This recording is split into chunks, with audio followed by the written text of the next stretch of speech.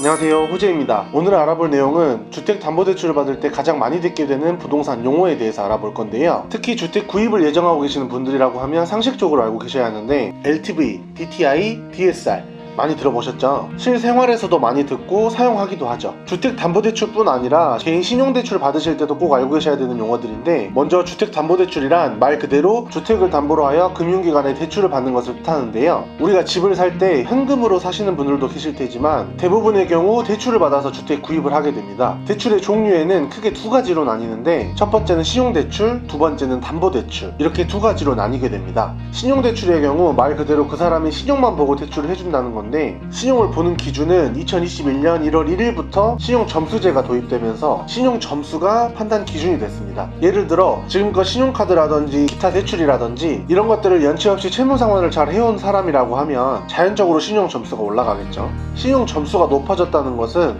지금껏 채무상환을 연체 없이 잘 해왔으니까 이만큼 빌려줄게 하고 대출을 해주는 게 신용대출입니다. 하지만 은행 입장에서는 이 사람의 신용점수가 높다고 한들 100% 빌려준 돈을 갚을 거란 확신이 없기 때문에 한도는 더 줄어들고 금리는 더 올라가겠죠. 신용점수가 높더라도 담보대출에 비해 한도는 낮고 금리는 더 높습니다. 두 번째로 담보대출의 경우 돈을 빌려주는 대신에 이 사람의 물건이나 부동산, 동산에 담보를 설정하고 대출을 해주는 게 담보대출입니다. 예를 들어 200만원 빌려줄 건데 그 전에 너가 못 갚을 걸 대비해서 300만원짜리 시계에 담보 설정할게, 못 갚으면 이 시계를 팔아서라도 원금 회수는 물론이고 이자까지 충당을 할게 하는 겁니다. 주택담보대출의 경우도 두 가지로 나뉘게 되는데, 첫 번째 집을 사기 위해 새로 살 집을 담보로 대출받는 경우가 있고, 두 번째 생활자금 용도로 내가 이미 소유한 집을 담보로 대출받는 경우가 있습니다. 집을 살 때는 내가 사고 싶은 그 집을 담보로 대출을 해주고, 내가 그 집을 가지고 있어 이미 담보가 있는 경우라면 가지고 있는 담보로도 대출을 받을 수가 있습니다. 후자의 경우는 여러 가지 이유가 있을 텐데, 사업을 시작한다거나 결혼 자금이 필요하다거나 아파서 병원비가 필요하다거나 등등 현금이 필요한 순간이 오면 집을 팔 수는 없는 노릇이니 그 집을 담보로 대출을 받게 되는 거죠. 그럼 본격적으로 주택담보대출을 받을 때 꼭 알아야 할 용어들을 살펴보겠습니다.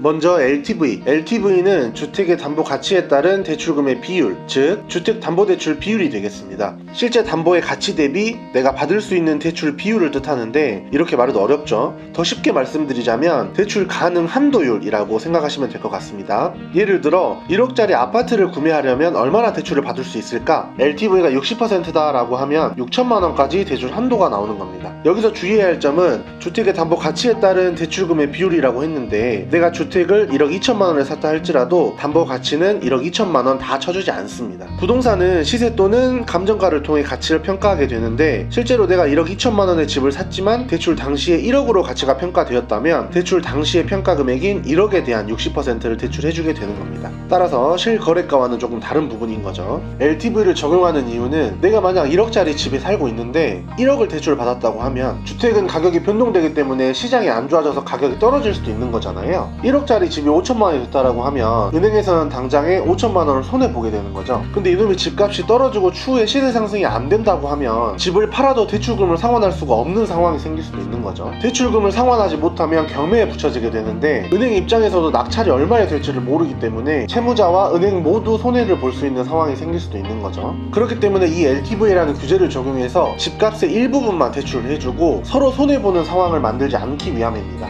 두 번째로 DTI는 총 부채 상환 비율을 뜻하는데, LTV에서 최대 한도가 결정이 되면 그 다음에 적용받게 되는 게 바로 DTI입니다. 나의 총 소득 대비 부채의 연간 원리금 상환액인데, 이렇게 말해도 이것도 어렵죠. 쉽게 말씀드리면 연봉 대비 주택담보대출 원리금과 기타 대출 이자 상환액을 얼마나 갚아나가는가를 따지는 비율입니다. 더 쉽게 설명드리자면 빚을 갚을 수 있는 능력을 가늠하는 게 DTI라고 생각하시면 되는데, 빌려준 돈을 갚을 수 있는 능력을 평가하는 지표인 거죠. 연봉은 얼마인지, 다른 대출은 얼마나 있는지. 예를 들어 내 연봉이 1억이고 DTI가 40% 조건이라고 하면 1년에 4천만원까지 한도가 나오게 됩니다. 대출 한도가 4천만원까지 나온다는 말은 아니고요. 내가 1년 동안 갚아야 할 주택담보대출 원리금 상환액 플러스 기타 대출 연간 이자 상환액이 4천만원이 넘으면 안 된다는 말입니다. 은행은 돈을 빌려주는 입장이다 보니 절대 손해를 보지 않습니다. 담보가 있다 하더라도 그 사람의 경제적 능력을 체크하고 돈을 갚을 수 있는 정도까지만 돈을 빌려준다는 말인 거죠. 때문에 소득이 없는 분들은 DTI 적용을 받게 되면 대출이 불가할 수도 있습니다. 그래도 고민할 만큼 한도가 안 나오는 건 아닙니다.